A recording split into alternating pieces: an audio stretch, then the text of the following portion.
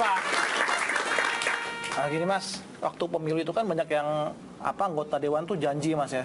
Katanya, terus banyak juga anggota dewan yang gagal gitu kan, jadi caleg, gagal, stres terus jadi orang gila Mas. Iya, kita syukurin dong. Nah terus saya takutnya Mas, ntar orang gila, gagal, stres, jadi caleg Mas. Iya. Ya, syaratnya mungkin begitu. Oh, jadi saya gini, nah, Bapak kenapa gila? Gagal caleg. Bapak kenapa caleg? Gagal gila.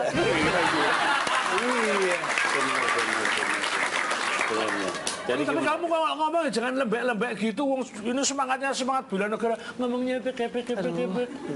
Ngomong yang tegas gitu. Siap dan. Mohon izin Doro. Mohon izin Doro. Berarti nggak boleh gini. Doro permisi, saya mau ngomong boleh? Nggak boleh. Ngomong lembek, tegas. Gini.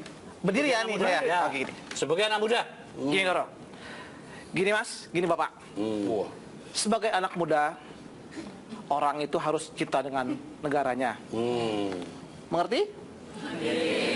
Saya enggak. Terus, gini, saya kan misalnya komik nih. Saya kalau ngelucu itu, saya juga ngebela negara. Ada lagi, misalnya apa? Suster ngesot.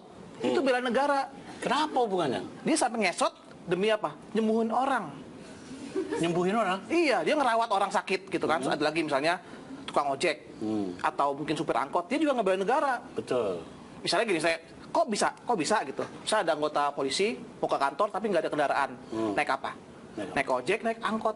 Oh, jadi betul. itu dia menolong orang dengan dia nolong negaranya dengan caranya dia sendiri gitu nolong. Tapi betul. Ya betul ini. Supir angkot itu yang lebih mendekatkan kita pada Tuhan dibandingkan yang lain. Iya, Karena belok pernah naik angkot nggak? Iya, belok nggak pernah pakai rem. Makanya. Mundur nggak pakai rem juga. Ya Allah. Lebih banyaknya puji Allah. Iya. Betul.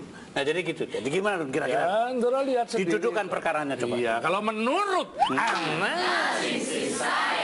anak-anak muda kita itu ya tampak sekali semakin cerdas, Doro. Dalam menerjemahkan bela negara itu. Contoh. Lo toh sangat kreatif seperti dibilang tadi itu. Orang-orang di lapangan kebudayaan itu penuh kreativitas, mengharumkan nama bangsa.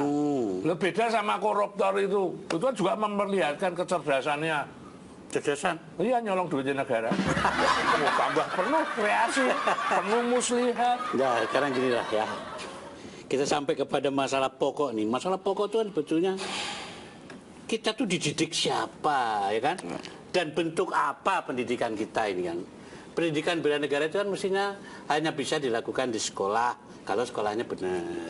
Kalau gurunya punya kemampuan untuk itu, ya kan?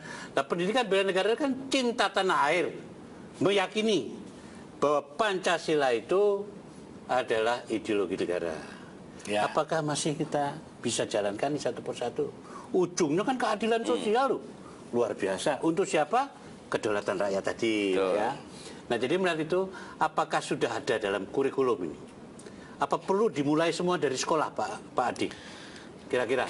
Ini sebetulnya kan gagasan Menhan Pak Ria Mizar ini bagus. Ini harus didukung, tinggal diluruskan caranya aja kan. Ada bagian-bagian memang orang yang kayak dulu di Menwa itu latihannya memang hampir seperti wajib militer, dia aja kemiliteran. Ada yang sisi yang lain yang komputer, yang ahli komputer misalnya dididik bagaimana cara membuat program-program untuk Indonesia. Ada yang ahli yang lain disesuaikan dengan sesuai itu. kebisaannya. Dan itu memang di sekolah-sekolah ada yang saya lihat sih harusnya menjadi penting ini. Ospek itu pengenalan sekolah, kampus misalnya kayak untuk tingkat SMP misalnya dia di situ 3 hari apa 1 minggu di donder soal ilmu pengetahuan yang selevel SMP untuk kecintaan kepada negaranya. Nanti tapi nggak dikerjain kan, ditakin itu enggak kan? Enggak, nah yang ini kan tidak. Enggak. Ini kan tidak produktif. Yang selama ini, yang ospek segala macam itu nggak produktif. Mendingan digiring aja ke situ. Ini pekan pengenalan negara, bangsa, rakyat. Nanti di tingkat SMA yang lebih dewasa lagi, di tingkat perguruan tinggi lagi.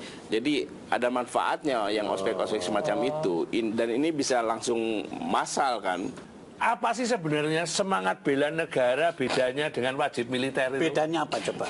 Wajib militer ini kan memang untuk ketahanan negara. Dan biasanya negara-negara semacam itu negara-negara yang secara ekonominya kuat, segala macamnya kuat. Karena itu kebutuhan tentaranya juga besar. Kayak Korea gitu ya Mas? Korea, kayak Amerika kan begitu. Ini negara-negara yang biasanya memiliki semangat invasinya lebih besar. Wah, semangat invasi itu. Cuma pengen menjarah kemana-mana. Itu yang wajib, biasanya negara-negara itu yang wajib militer itu. Atau negara yang takut rakyatnya terganggu. Karena dia sudah sejahtera. Nah, kalau rakyat negara-negara yang belum sejahtera pasti nggak ada wajib militer. Di mana semua di seluruh dunia negara yang tidak sejahtera pasti nggak ada wajib militer. Masih mengurusi soal perut. Ya, perut. Karena itu nggak ada yang perlu dijaga. Nah kan kalau kita misalnya lebih pro rakyat, kita sekarang ini coba mensejahterakan rakyat dulu. Rakyat itu kalau sejahtera pasti nggak mau diganggu. Karena hanya orang yang sudah sejahtera nggak mau diganggu. Kayak rumah Doren di pagar tinggi karena biar nggak terganggu. Karena sudah sejahtera. Kalau mau orang-orang miskin itu kan sejahtera apa? Bayaran saya selalu telat tiap bulan. Nah, itu lain lagi. Ya itu celengan seperti itu berkelanjutan, sustainable. Sustainable telat gaji. Ginilah. Pemerintah itu kan sebetulnya menargetkannya. Ini masuk akal apa enggak ini? Dalam 10 tahun mendatang diharapkan telah berhasil mendidik 100 juta orang yang sadar untuk membela negara. Wah. Nah, jadi pelatihan macam apa itu? Saya nggak Kan kurang. ada bocoran dari Pak Ria Kan temennya.